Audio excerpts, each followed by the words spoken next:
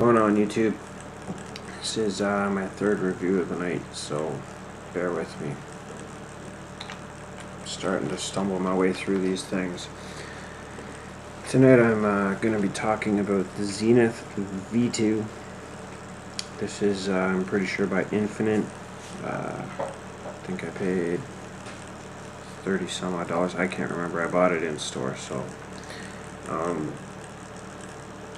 overall, this is, quickly becoming my favorite dripper. It's got lots of flavor and loads of airflow. The Cyclops style holes on here are pretty huge, so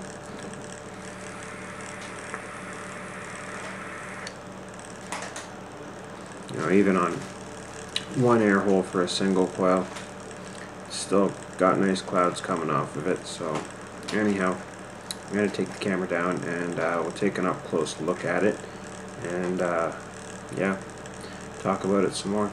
Stay tuned. Okay, here we are. Got the Zenith version 2. I do believe this is from Infinite, and yeah, gonna talk about this for a few minutes here. First thing to note is you have the Delrin around the top, so you're gonna save some heat transfer to your drip tip on here. And let's see if I can get this out without screwing it on a lot. There we go. So this is your top cap, and you've got this ring, and you can get different colored rings. You can get brass, which this one is. You can get copper.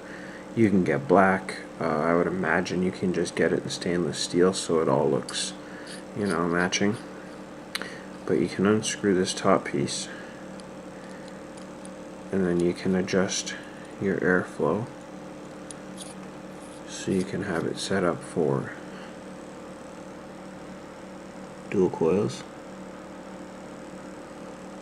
or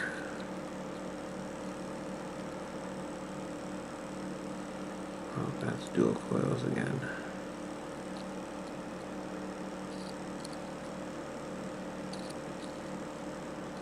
There we go. Or single. Now these, it's got the Cyclops air holes on it, so they're very long. I'm not sure what the exact dimensions are, but tons of airflow. When you've got it set up for duals and they're wide open, it's just tons of airflow. You can also kind of, close it off to your liking. So if you like a tighter draw, then very easily handled. So when this comes apart, oops, here's your top cap, and you have your airflow control ring and your barrel. So I guess it's safe to say that overall it comes apart into 4 different pieces. Putting it back together, just reverse the process. Now, one thing I will say is I've noticed with this airflow control ring, if you have OCD, which I do, if you put it on one way, there's the tiniest little bit in the bottom where it looks like it's overlapping. Flip it over and it's gone. It's a perfect fit. So there is an upside down and a right side up to this. As far as the deck goes, or the main base of the Addy itself, you've got your logos there, serial number, there's insulation around the center pin, which is good. You have your square blocked, well, I shouldn't say that. Center post is rounded, and your 2 outside blocks for the negative posts are square with the slotted holes. So if you're into doing parallels and whatnot, it's an awesome little platform for that. And you have Allen keys, or Allen screws I should say, for the top. It does come with the Allen key to tighten it, And that's pretty much it. It's not a hugely deep deck, but you know, it does the job.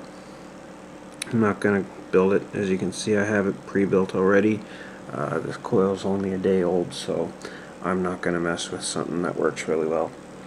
So I'm just gonna throw a wick on here, and we'll juice it up and vape on it and talk about performance. I'm going to be using Shishido cotton, and all you do for that is cut off a strip,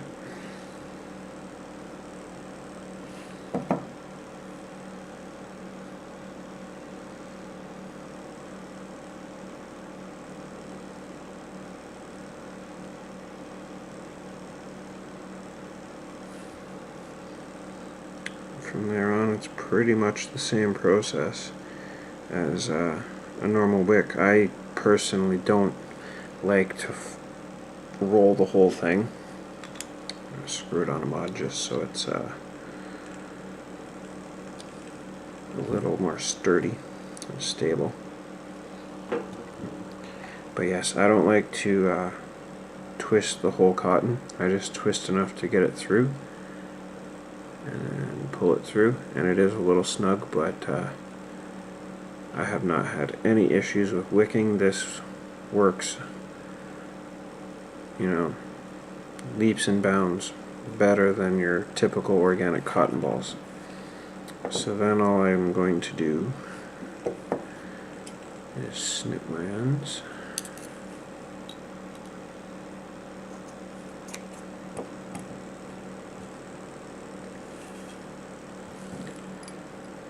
And tuck it under.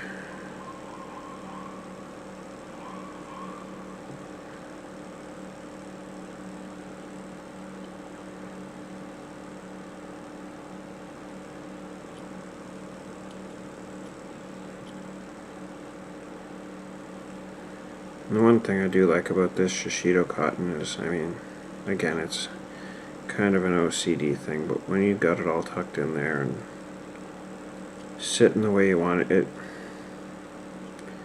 it just looks a lot more tidy than the organic cotton. It wicks so much better than organic cotton does. I mean, a bag of organic cotton is $2, a bag of this is 12, but it's worth it. So we'll get some juice on here.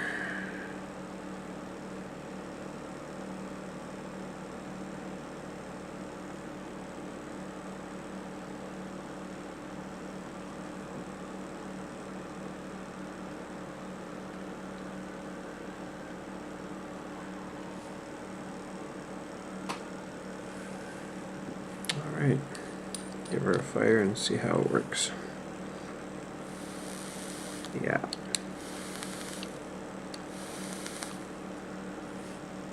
I'm going to call that good to go.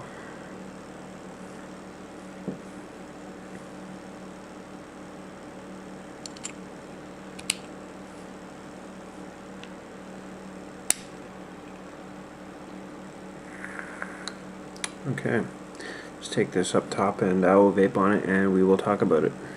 So that was the up close of the Zenith version 2. This didn't come with a drip tip when I bought it, so whatever. I've noticed a lot of Infinite ones don't, but overall it's a very nice dripper. I find it's very accommodating for if you're into the thicker gauge wires, maybe not like twisted 22s or anything, but specifically parallel coils. Got lots of room to fit those wires side by side through those slotted posts. Great flavor. Conductivity is right up there. I mean, it doesn't have a copper contact or anything, but no, it works pretty good. Can't complain about it.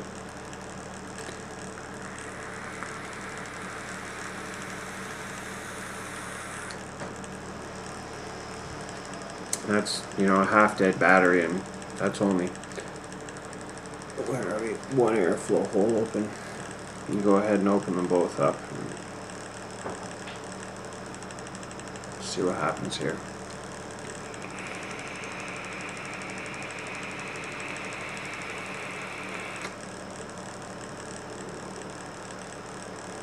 not bad.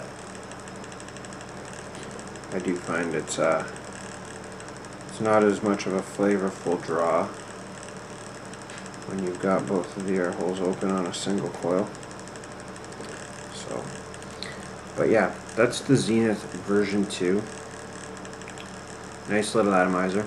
I think I paid, I'm going to say in the $30 area, I can't remember exactly what it was. And I bought this from Butt Out and Vape, right here local to me in Barrie.